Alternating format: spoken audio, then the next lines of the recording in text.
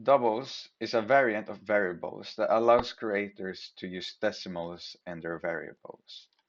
So, I will show you how to use them and how they work. There's two variants of variables, those being doubles, as you already know, and the longs, which is the default.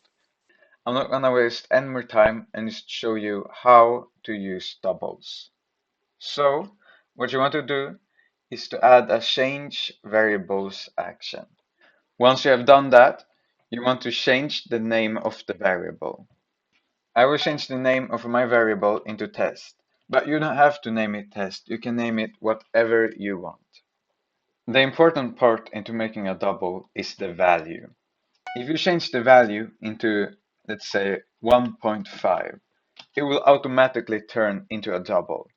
However, if you want the value, for example, 10 to be turned into a double, you need to add a capitalized D into it.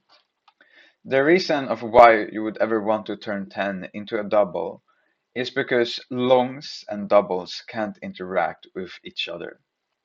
An easy way to show what I mean by that they can't interact is that if we, for example, have 1.5 and we add plus 10 to it, this won't work. You would normally think it would be 11.5, but since this is a long by default and this is a double by default, they cannot interact.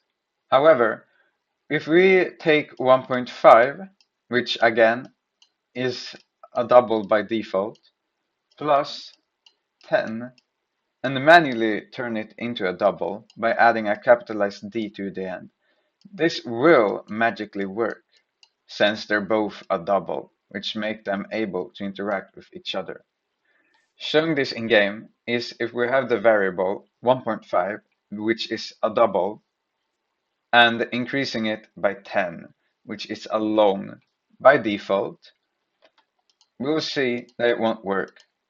You can see in chat it says error, mismatched type.